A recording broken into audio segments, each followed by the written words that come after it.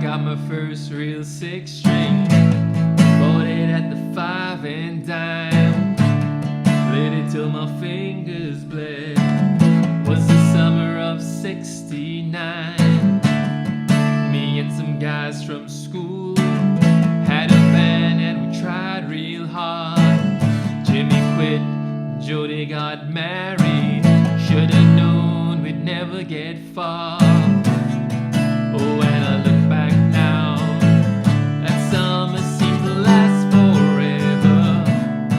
And if I had the choice, yeah, I'd always wanna be there. Those were the best days of my life.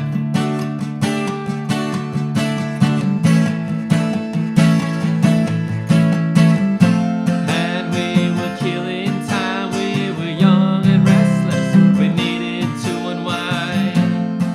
I guess nothing can last forever, forever, no. Hey guys, Gregory here. Today I have another fun song for you. We're going to be learning how to play Summer of '69 by Bryan Adams. I'm going to be splitting up the song into 3 parts. We have the intro, which has 1 rhythm. Most of the rest of the song, which has another rhythm. And then we have the interludes, which is a sort of riff. Okay, so let's have a look at it. Let's get into the chords. Now I've decided to go a little bit against the grain here by teaching you how to play this song with the capo on the 5th fret. I think most lessons that you may come across, they may not use a capo. But there's a good reason for this. The reason for this is I like to try to avoid using bar chords in my lessons as much as I can. And I found a way to do that in this song. I think most lessons that you would find in the bridge, you probably would have to end up using bar chords, which is not a bad thing. It's good to get into the habit of using bar chords. And I think that someday I will probably teach songs with bar chords in it using bar chords. But for now, I really like to try to find ways to avoid it. All right? So we're going to be using the capo on the 5th fret. We have quite a few chords in here. So let's have a look at them. The first chord we're going to find in the song is an A. Now, in the verse in particular, just in the verses rather, I like to use what we call an A suspended 2 chord, right? We will find an A in the chorus, and in the chorus, I think I would prefer the sound of a regular A major, but at least for the verses, I like to use an A suspended 2. If you want, you can use an A major right through the entire song. That would work, but I'll give you the A suspended 2, which is what we will use in the verse, all right? So the A suspended 2 looks like this. It looks quite like an E minor, if you're familiar with an E minor. So the first finger goes on the 2nd fret, 4th string. Middle finger goes on the 2nd fret, 3rd string. And we strum 5 strings, the 5th to the 1st for that A suspended 2. Okay, following that we have an E major. So the middle finger goes on the 2nd fret, 5th string. 3rd finger goes on the 2nd fret, 4th string. 1st finger on the 1st fret, 3rd string, and we can strum all 6 strings for E. Okay, so those are the 2 chords we find in the verse. In the chorus, we have an F sharp minor. All right, so I didn't look up the correct name of this chord, but it is an F sharp minor chord, and it's not going to be a bar chord, and it's going to look like this. We're going to put the first finger on the 2nd fret, 6th string. The middle finger is going to go on the 2nd fret as well, 4th string, and the 3rd finger also on the 2nd fret but on the 3rd string. Now what we want to do, well, I was gonna say you would want to mute the 5th string, and you can, that's fine. In fact, you may unintentionally mute it. You can actually let that ring out if you want, but I think I would usually mute that 5th string. And then we have the open 1st and 2nd strings. And this gives us a very nice sounding F sharp minor. Okay, maybe I'll put the actual name of the chord on the screen, but for now I don't really know the exact name of this F sharp minor. But there we have it. We strum all 6 strings, or you can mute intentionally or not the 5th string, and it works the same way. Okay, so that's our F sharp minor. Following that, in the chorus we have an A as well, but like I said in the verse, I like to use A suspended 2. And you can use an A major if you want in the verse as well. but in the chorus, I specifically would use an A major. So that would look like this. The first finger goes on the 2nd fret, 4th string, middle finger also on the 2nd fret, 3rd string, 3rd finger also on the 2nd fret, but on the 2nd string, and we strum 5 strings, the 5th to the 1st for A. All right, and then the other new chord that we find in the chorus is the D major, so that's the 1st finger on the 2nd fret, 3rd string, middle finger on the 2nd fret, 1st string, and the 3rd finger on the 3rd fret, 2nd string, and we can strum 4 strings, the 4th to the 1st for D. Now, going to the bridge, we're going to find a C major, that's the 3rd finger on the 3rd fret, 5th string, middle finger on the 2nd fret, 4th string, and 1st finger on the 1st fret, 2nd string, and we can strum 5 strings, the 5th to the 1st for C. And then the next chord is, it's not the last chord, we have 2 more. So the next chord is an F, it's actually an F major 7, but we'll just call it an F. It is the 3rd finger on the 3rd fret, 4th string, middle finger on the 2nd fret, 3rd string, and the 1st finger on the 1st fret, 2nd string. And we want to try to strum 4 strings for this, the 4th to the 1st. If you accidentally hit the 5th string, it's fine.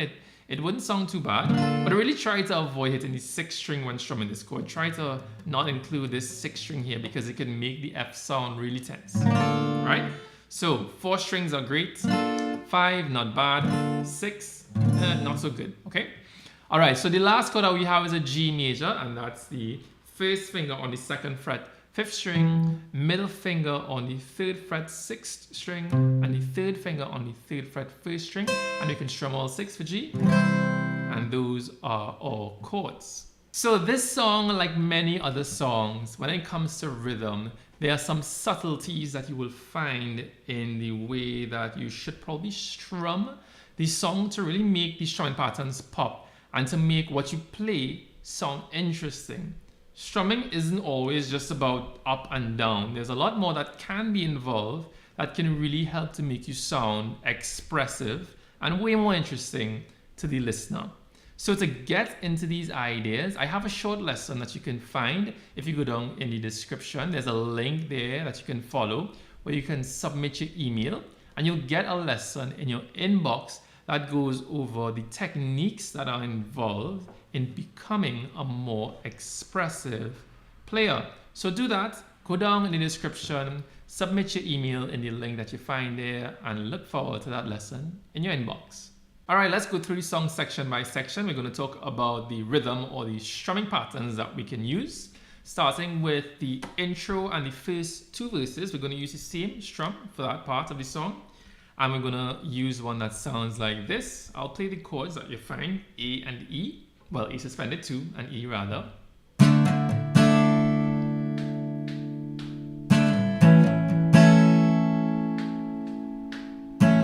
Okay, so what I'm doing there, it's one strumming pattern, and it goes like this: down, down, down, down, and a 1, 2, 3, down, down. Okay, that's how I count it in my head, I suppose, if I had to count it. So it goes like this: down, down, down, down, and a 1, 2, 3, down, down, down, down, down, down, and a 1, 2, 3, down, down. Okay, and that's it really. It's pretty simple. But of course, what makes that strum sound interesting is how you strum it. So we really want the first 1, 2, 3. Let's think of the first couple of strums, the down, down, down, down, as 1, 2, 3, 1. Okay, you can think of it like that. 1, 2, 3, 1. So that is down, down, down, down. Now the first 3 downs, we want to strum less of the chord and the lower part of the chord. Okay, so on the A suspended 2 or the A, whichever one you decide to use, we want to aim for the lower string. So that could be like the 5th, 4th, maybe the 3rd string. So you don't have to be very accurate. We're just aiming for less and the lower part of the chord. So we have this. And then the 4th down, or the down that falls on 1, if you count it in the way I did, 1, 2, 3, 1. We want to open up the chord by strumming the rest of it. So we have this kind of do, do, do, da, right? It kind of really brings out the accents in the strum.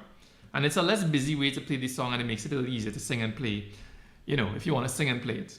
So we have do, do, do, da, low, low, low, and then the rest of the strings. And then you count in 1, 2, 3, and sorry, we have this. Do, do, do, da, 1, 2, 3, and right? So we have down, down, down, down, and 1, 2, 3, down, down. Those last two downs could just be regular strums. Okay? So I will try to put this as a diagram on the screen, make you kind of see where the accents lie. The strumming pattern is really simple. It's really how you strum it. Okay? So that is the rhythm that we're going to use for the intro, which is very short, and the first two verses that we find before the chorus. All right. So let's talk about the rhythm that we use in the chorus now. When we get to the chorus, we're going to use a strum that we find in many songs. And it is a strum that goes like this. And that is just down, down, up, up, down, up. Okay? If you've been learning guitar for a while now, I'm pretty sure you would have come across that strum. If not, let's practice it. Let's do it on the F sharp minor chord that I would have showed you a bit earlier. That is with the first finger on the 2nd fret 6th string, middle finger also on the 2nd fret 4th string, and the 3rd finger also on the 2nd fret 3rd string. Right? We could strum all 6 strings for this one. Has a really nice sound to it, a really open sound to it. Let's practice the strum if you're not accustomed to it. If you are accustomed to it, you can probably just skip to the next part. All right, here we go. So after 4, the strum again is down, down, up, up, down, up. We'll do it together for a couple times. After 4, 1, 2, 1, 2, 3. Let's go down, down, up, up, down, down, down, up, up, down, up. 1, 2, 3, 4. Down, down, up, up, down, up, down, down, up, up, down, up. 1, 2, 3, 4. Down, down, up, up, down, up, down, down, up, up, down, up. 1, 2, 3, 4. Down, down, up, down, down, down, up, down, up. All right. So this strum is what we're going to use for most of the song. Once we get past the intro and the first two verses, we're going to use this strum for most of the rest of the song, except for the interlude. All right. So let's talk about the rhythm that we find in the interlude. So in the interlude uses two chords, A and E, and it has its own rhythm in a way, at least the way that I interpreted it for this lesson. So I'll play it for you first, what it would sound like, and then I'll explain what I'm doing. It sounds like this on the A, and then the E,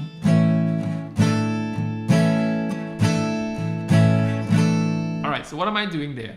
On the A, it's really one chord, but there are 3 shapes that we're using. It starts with the A suspended 2 shape, which is just 2 fingers, and then we go to an A major chord, and then it goes to an A suspended 4 chord.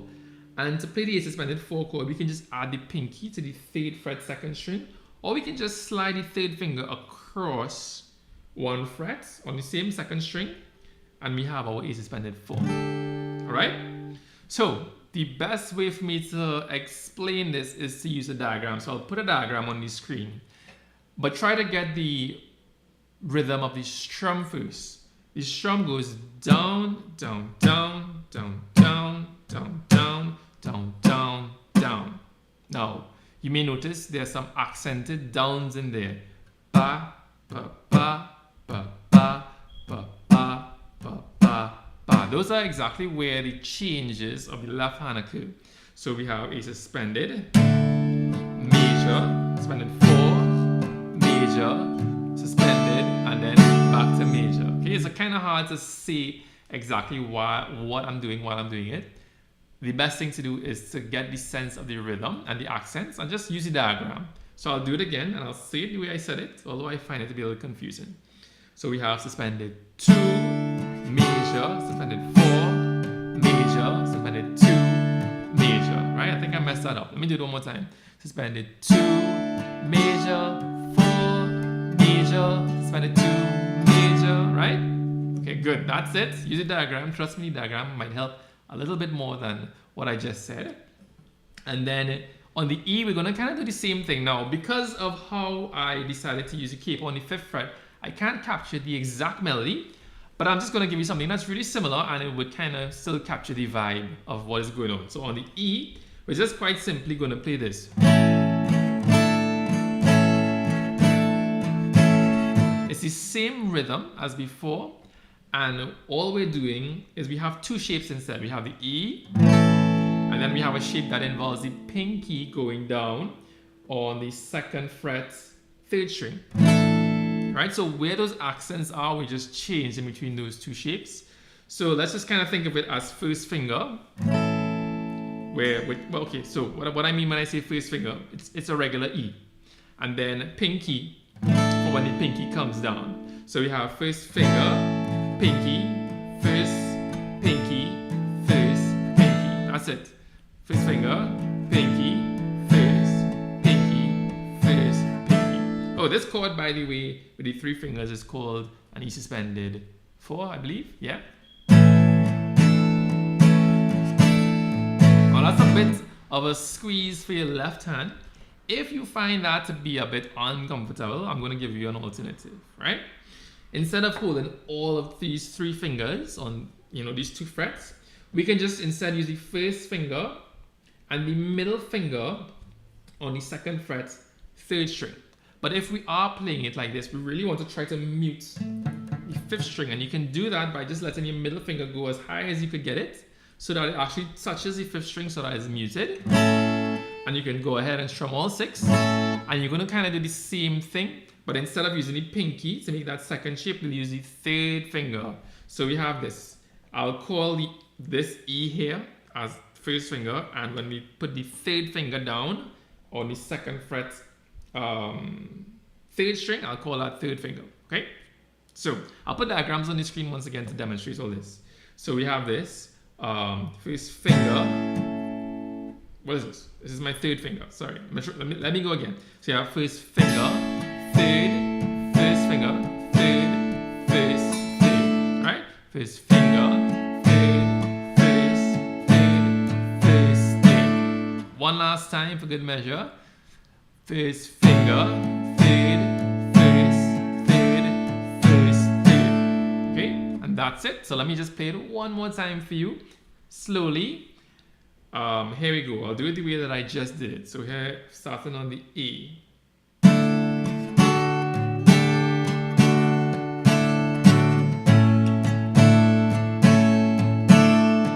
Again.